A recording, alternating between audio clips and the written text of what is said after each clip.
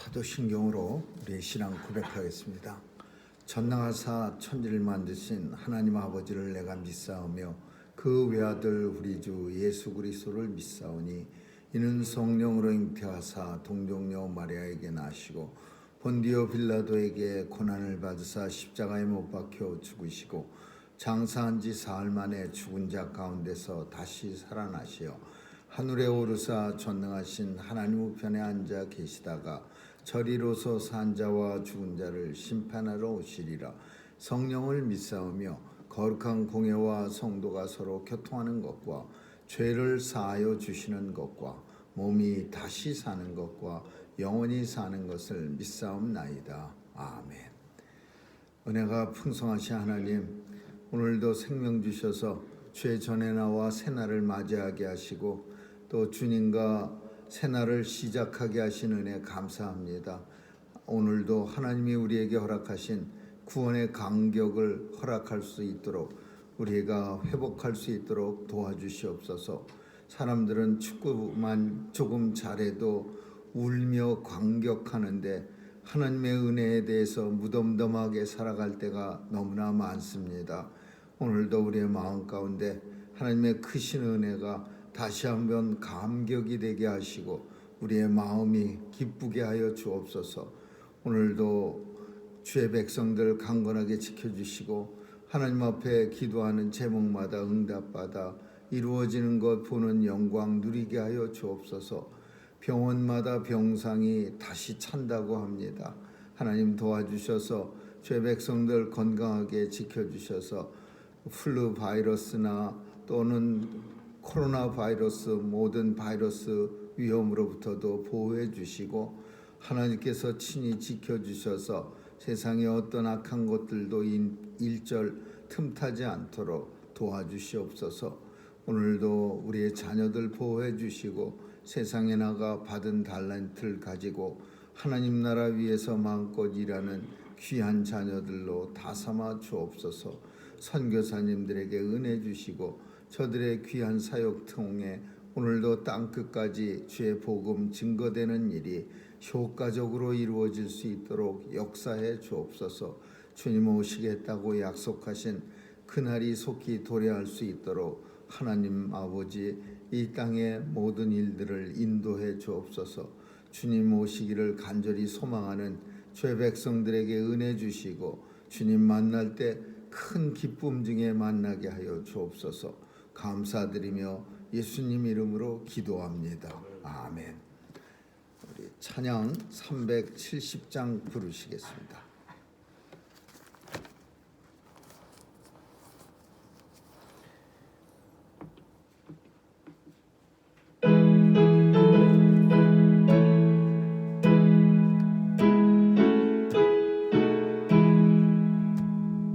어두운 밤 시대리니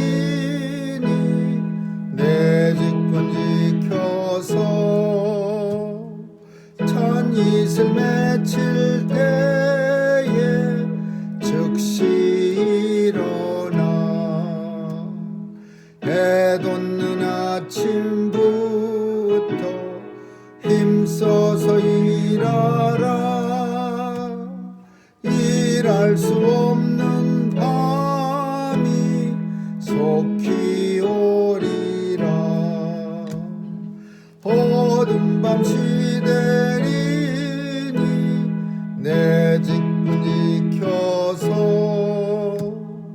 일할 때 일하면서 놀지 말아라. 낮에는 골몰하나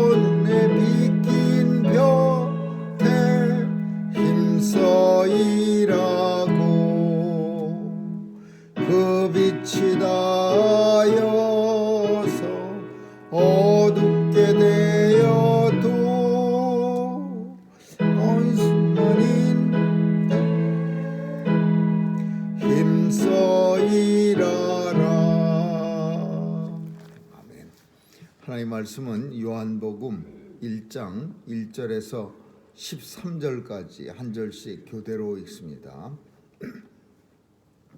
요한복음 1장 1절에서 13절입니다. 태초에 말씀이 계시니라. 이 말씀이 하나님과 함께 계셨으니 이 말씀은 곧 하나님이시니라. 그가 태초에 하나님과 함께 계셨고 만물이 그로 말미암아 지은 바 되었으니 지은 것이 하나도 그가 없이는 된 것이 없느니라. 그 안에 생명이 있었으니 이 생명은 사람들의 빛이 어두움에 비치되 어두움이 깨닫지 못하더니 하나님께로부터 보내심을 받은 사람이 났으니 이름은 요한이라. 저가 증거하러 왔으니 곧 빛에 대하여 증거하고 모든 사람으로 자기를 인하여 믿게 하려 함이라. 그는 이 빛이 아니요 이 빛에 대하여 증거하러 온 자라. 참빛 곧 세상에 와서 각 사람에게 비치는 빛이 있었나니 그가 세상에 계셨으며 세상은 그로 말미암아 지은 바 되었으되 세상이 그를 알지 못하였고 자기 땅에 오매 자기 백성이 영접지 아니하였으나 영접하는 자 곧 그 이름을 믿는 자들에게는 하나님의 자녀가 되는 권세를 주셨으니. 같이 읽습니다.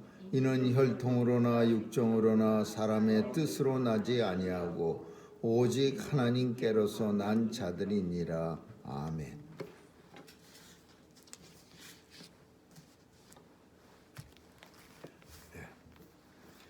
요한복음은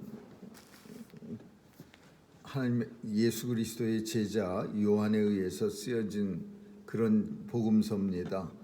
그래서 이 요한복음은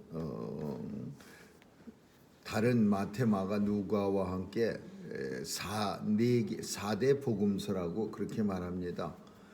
그래서 이 복음서는 다 공통적인 관점을 가지고 있습니다.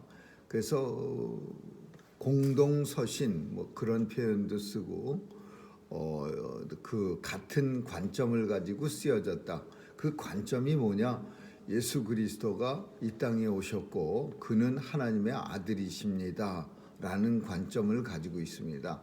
그래서 이 요한복음서에는 예수님이 하나님의 아들, 믿음의 대상이라는 점이 강조되어 있습니다. 이 복음서 저자에 따라서 이 증거는 물론 예수님이 하나님의 아들이시다는 것을 증거하는데 관점이 조금씩 다릅니다. 마태복음은 유대인의 입장에서 유대인의 왕으로 오신 하나님의 아들, 그리고 누가복음이나 마가복음은 이방인을 주로 선교 대상으로 삼기 때문에 인자로 오신 사람의 몸으로 오신 예수님은 우리의 신앙의 대상.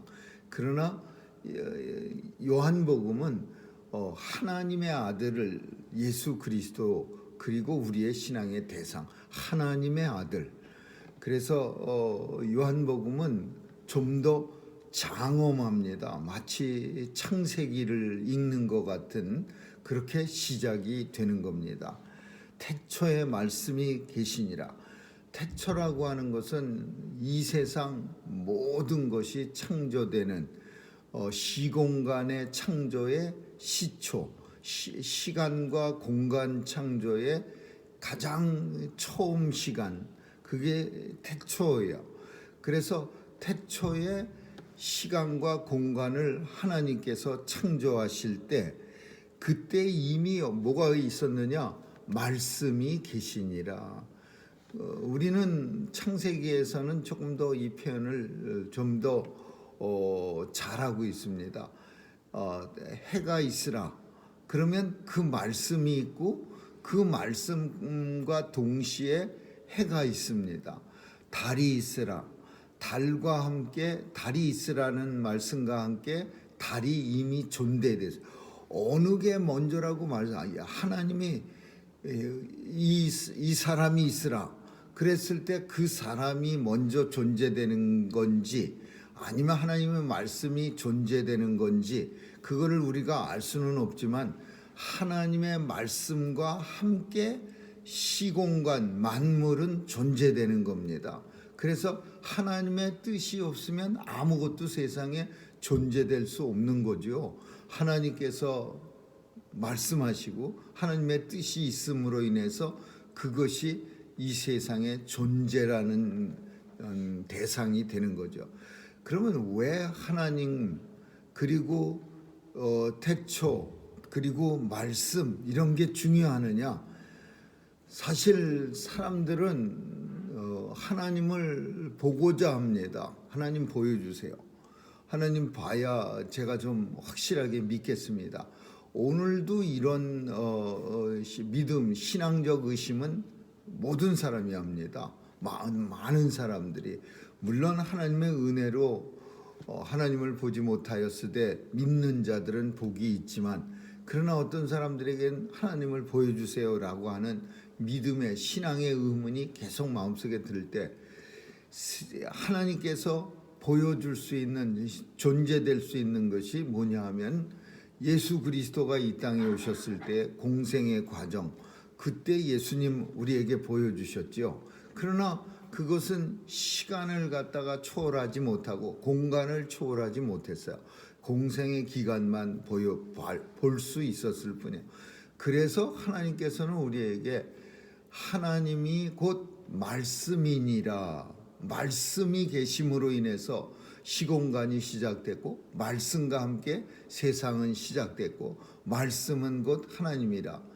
다시 말해서 하나님, 말씀, 그리고 성도, 나와의 관계가 잘 이렇게 정리가 되어질 때 그때 건강한 신앙이 되는 거예요. 건강한 믿음을 가지고 살아가고 있는 거예요. 그래서 태초에 하나님의 말씀이 계셨고 그 말씀은 곧 하나님이시고 그 말씀을 오늘 우리에게 허락하셔서 내가 그 하나님의 말씀을 통하여 하나님을 만난다라는 거예요.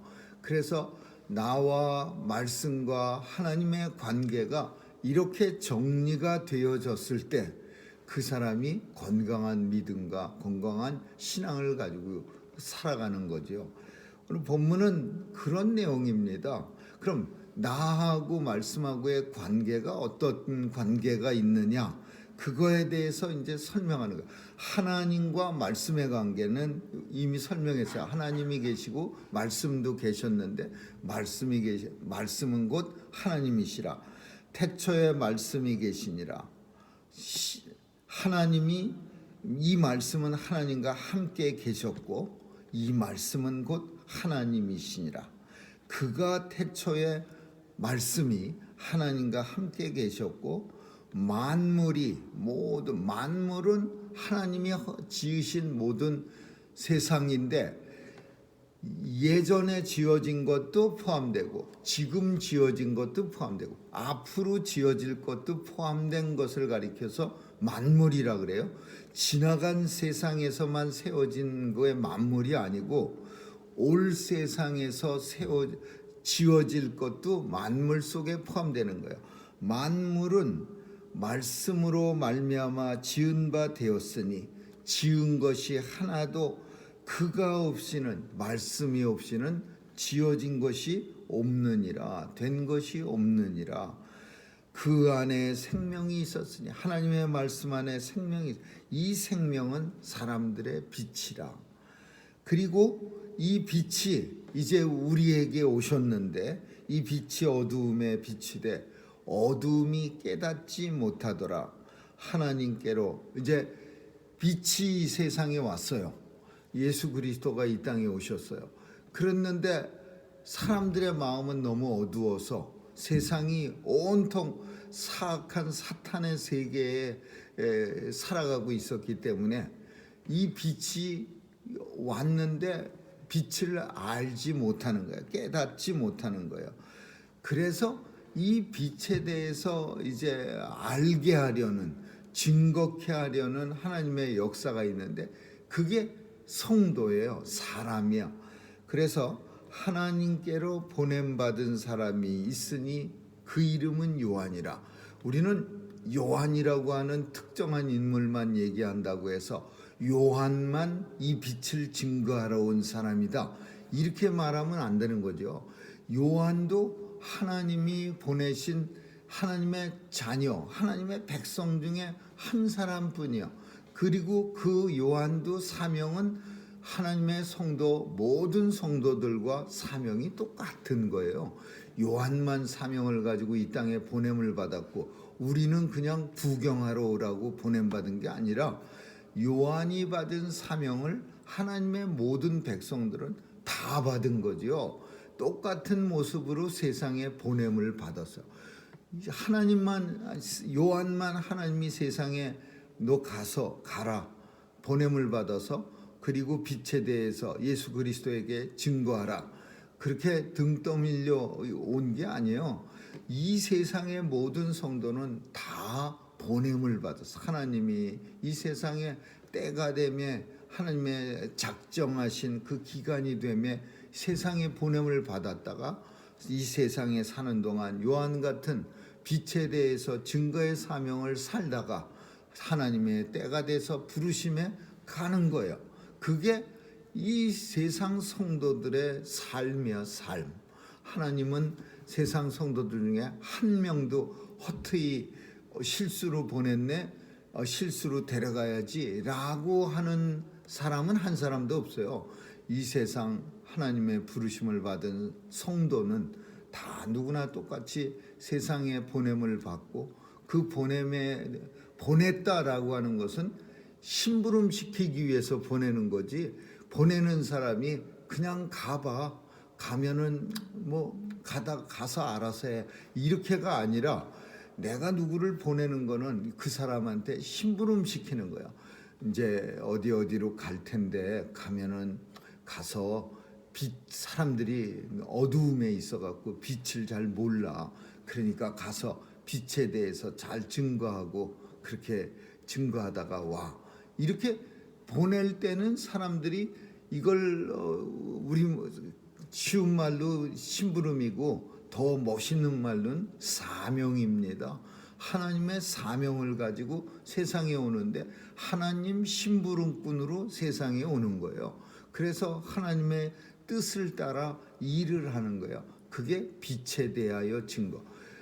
요한은 광야에서 거창하게 증거했습니다. 광야 요단강가의 광야에서 그냥 나오는 사람들에게 회개하라 천국이 가까웠느니라 그랬는데 우리는 광야에 나가서 증거하지 않지만 우리의 삶 하나하나가 증거자의 삶이야. 우리의 삶을 통해서 예수 그리스도가 증거되는 겁니다. 사람들은 우리의 삶이 잘못되면 예수 그리스도가 증거되지 않는 거예요. 저런 사람이 예수를 믿는다면 난 예수 믿지 않겠어. 이렇게 되면은 그러면 이 사명자는 완전히 사명을 망친 거예요. 우리의 삶을 통해서 누군가가 우리의 삶을 안 보던 곁눈질로 보던 아니면 두 눈을 동그랗게 대놓고 보던 우리의 삶이 예수 그리스도를 증거하는 사명자, 심부름꾼의 사명을 감당해야 되는 거예요. 하나님께로 분함받은 사람이 있었으니 그 사람은 곧 요한이라. 요한은 두 사람이 있어요. 세례 요한이 있고 사도 요한이 있어요. 근데 이 성경의 저자는 사도 요한이고 오늘 본문 속에 등장하는 인물은 세례 요한입니다. 저가 증거하러 왔으니 세례 요한은 이 땅에 증거하러 온 사람인데 뭐에 대해서 증거하냐? 빛에 대해서, 예수 그리스도에 대해서 증거하는 사람이라. 그리고 목적이 있어. 모든 사람이 자기를 인하여, 세례 요한을 인하여 예수 그리스도 믿게 하려 함이라. 이게 아주 명백한 하나님의 백성을 이 땅에 보내주신 이유예요. 이유. 이 세례 요한을 이 땅에 왜 보냈어요? 그냥 사가랴라고 하는 엘리사벳이라고 하는 아버지 엄마가 나이가 엄청 많아갖고 자식 못 나니까 그 집에 자식 하나 줘서 이 가정에 경산하게 하려고 세례 요한을 보낸 게 아니에요. 그 나이 많은 부모들 효도하려고 보낸 게 아니에요. 그 집안에 나가고 사람들을 수태하지 못하는 나이 많은 여자에게 나게 해서 사람들 놀래게 하려고 보낸 게 아니에요. 빛에 대하여 증거해서 많은 사람, 세례 요한을 만나는 많은 사람들이 예수 믿게 하려 함이라. 이게 정확하게 하나님이 이 세상에 성도들을 보낸 까닭이에요. 그래서 그는 분명한 것은 빛이 아닙니다. 예수님만 빛이야. 우리는 예수님이 비친 그 빛을 반사하는 사람이야. 빛을 이렇게 반사시키는 사람, 이렇게 촬영장 같은 데서는 빛을 하나 이렇게 있으면은 직접 빛을 쏘이면은 그 카메라가 얼굴에 그 빛의 저것 그림자도 나고, 그러니까 빛을 이렇게 반사시키는 걸 사람들이 주인공 옆에 이렇게 둥그렇게 들고 서 있습니다. 근데 마찬가지로 우리도 그 빛에 반사하기 위해서 예수님 곁에 서 있는 거예요. 예수님 빛이 우리에게 비춰지면 우리는 이 예수님의 빛을 세상에 비춰주는 거죠. 그래서 예수님을 증거하는 거예요. 그는 이 빛이 아니요 빛에 대하여 증거하는 사람이라. 참빛 예수 그리스도가 이 땅에 와서 각 사람에게 예수님만이 모든 사람에게 이 빛을 비출 수가 있어요. 그가 세상에 계셨으며 세상은 그로 말미암아 지은 바 되었는데 세상은 그를 예수 그리스도를 알지 못해. 예수님이 오셨는데도 세상은 예수님이 이 땅의 주인 되시는 이 천지간 만물을 창조하신 하나님이시라는 걸 알지 못했어요. 오히려 알지 못한 정도가 아니라 자기 땅에 오매 백성이 영접지 아니하여서 예수 그리스도를 하나님의 아들로 받아들이질 않았어요. 영접지 않아. 생명의 주인이라는 사실을 깨닫지 못했어요. 나를 구원해 주실 유일하신 분이라는 걸 깨닫지 못하시고 오히려 영접지 못한 정도가 아니라 죽이려고 했어요. 죽이려고. 그래서 예수님은 이 땅에 오시면서 하나님이 어떻게 은혜를 베풀었느냐? 영접하는 사람, 예수 그리스도를 나의 구세주로 영접한다라는 건 우리가 아는 것처럼 귀빈이 올 때 나라의 국가 원수가 공항에 나가서 영접하는 예식을 합니다. 이렇게 공항에 도열해 갖고서 귀빈이 턱턱 내려오면은 인사하고 모시고 가는, 예수님을 영접하는 거예요. 내 마음의 최고의 귀빈으로 모셔드리는 거예요. 내 마음에 모시는 예수님, 내 마음에 들어오실 수 있도록 모셔드리는 거야. 때때로는 물론 못 들어올 때가 있습니다. 내가 너무나 교만해 갖고서 그냥 산같이 높으면은 예수님이 내 마음으로 걸어 들어올 수가 없어요. 너무 높아서. 또 때로는 내가 너무 열등감에 빠져 있어 갖고서 너무 그냥 깊이 떨어져 있으면 예수님이 내 마음속에 들어올 수가 없어요. 너무나 깊은 열등감이기 때문에 예수님이 들어오시다가 열등감으로 빠져버려. 근데 내 마음이 또 어떤 때는 이렇게 꺾어져 있어요. 쿠룩돼 있어. 그러면 예수님이 못 들어오시는 거예요. 그래서 우리는 영접한다라는 말은, 이 말의 뜻은 뭐냐? 주님이 내 마음에 들어오실 수 있도록 내 길을 주님이 오시는 길을 평탄케 한다라는 거야.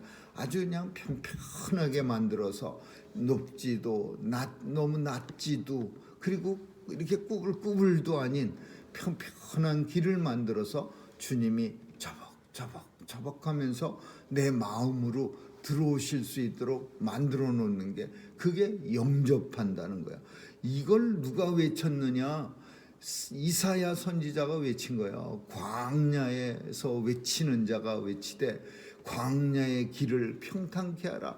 그가 오시는 길을 준비하라. 산마다, 작은 산마다 도두어지고, 또 그 깊은 수렁은, 낮아진 길은 흙을 갖다가 부어서 평탄케 하고.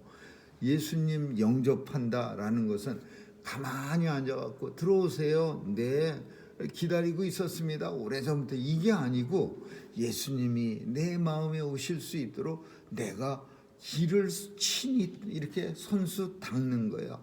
평평케 하고 높은 데는 깎으려고 그냥 애를 쓰고, 이게 우리 성도가 하는 일이에요.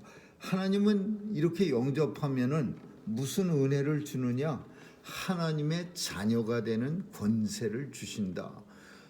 이 대단한 권세예요. 이런 권세 때문에 수많은 우리의 선진들 중에는 순교하기를 진짜 두려워하지 않고 마다하지 않고 깨끗하게 순교당한 그런 사람들이 얼마나 많습니까? 하나님의 자녀 되는 권세를 주셨으니, 예수님 영접하면 하나님의 자녀가 되는 거야. 대통령 자녀가 돼도 아마 사람들 중에는 엄청 부러워요. 물론 이상한 대통령 자녀는 싫어하겠지만 정상적인 훌륭한 대통령의 자녀는 사람들이 부러워할 겁니다. 야, 우리 아버지가 훌륭한 대통령에서 나라를 위해서 정말 그냥 노심초사하는, 손에 아무리 털어도 팥고물 하나 없는 그런 훌륭한 대통령의 아들이야. 이러면 대단한 거예요. 하나님의 자녀가 되는 권세를 주셨으니, 하나님의 자녀요. 대통령의 자녀도 대단한데 하나님의 자녀가 되는 권세를 주셨으니, 이거는 어떻게 태어났느냐? 혈통, 핏줄로 태어난 게 아니야. 육종으로, 몸으로 태어난 게 아니야. 오직 하나님의, 사람의 뜻으로 태어나지 않고 오직 하나님께로서 난 자니라. 얼마나 이게 감격적입니까? 이거는 축구 16강 같다는 소식보다 더 우리를 설레게 하고 우리를 기쁘고 감격스럽게 하는 거야. 16강 간 것도 어떤 사람들 보면요, 눈물을 막 흘리면서, 참 눈물 흘릴 일도 꽤 없다. 감동이 아주 꽤, 감정이 참 풍성해서 그래서 펑펑 우는 거야. 뭐라고 할 수가 없겠지만은 막 초상집처럼 그 축구 이렇게 장면 속에 이렇게 카메라가 이렇게 비치는 거 보면 눈물이, 그 닭똥 같은 눈물이 줄줄 흐르는 거, 그런 것도 봤어요. 근데 그게 감격이 아니라, 축구 16강의 감격이 아니라 하나님의 자녀가 되는 권세를 우리에게 주신 하나님의 은혜, 그리고 이 하나님의 자녀가 혈통으로 난 것도 아니요, 육정으로 난 것도 아니요, 오직 하나님께서 하나님의 자녀로 만드셨어. 이 비밀은 세상에서 아무도 모르는 거. 어떻게 만드셨어요? 몰라요. 하나님이 만세전에 우리를 하나님의 자녀로 작정하신 거야. 이거를 섭리라 그래요. 섭리는 누군가와 누군가가 만난 걸 가리켜 섭리 그렇게 말하는데, 섭리는, 하나님의 섭리는 우리를 하나님의 자녀로 작정하신 게 하나님의 섭리예요. 근데 그때가 언제냐? 태초에 그랬어요. 태초. 모든 시공간이 이 땅에 있기 전에 하나님의 자녀들이 지음을 받았어요. 그랬다가 시간이 점점 흘러서 하나님의 때 우리를 작정하셨는데, 이 하나님의 자녀를 세상에 보낼 때가 되면 그 사람을 세상에 보내서 하나님의 자녀로 살게 하시다가 하나님의 부름의 때가 되면 다시 불러가시는, 이게 얼마나 놀라운 하나님의 역사입니까? 오늘 저와 여러분이 바로 이런 놀라운 기적의 하나님의 은혜의 주인공이라는 사실 꼭 기억하면서 오늘도 하나님 앞에 감격하고 또 감사하는 그런 삶이 있기를 주님의 이름으로 축원합니다. 기도하겠습니다. 좋으신 하나님 감사합니다. 이 땅에 보내주심을 감사드리며, 보냄받은 저희가 맡겨주신 심부름 잘하면서 살다가 주님 품에 안기기를 소원하오니 주여 도와주시옵소서. 일 잘하는 심부름꾼이 될 수 있도록 하나님 능력과 권세도 허락해 주옵소서. 감사드리며 예수님 이름으로 기도합니다. 아멘. 주기도문으로 마치겠습니다. 하늘에 계신 우리 아버지여, 이름이 거룩히 여김을 받으시오며 나라에 임하옵시며 뜻이 하늘에서 이룬 것 같이 땅에서도 이루어지이다.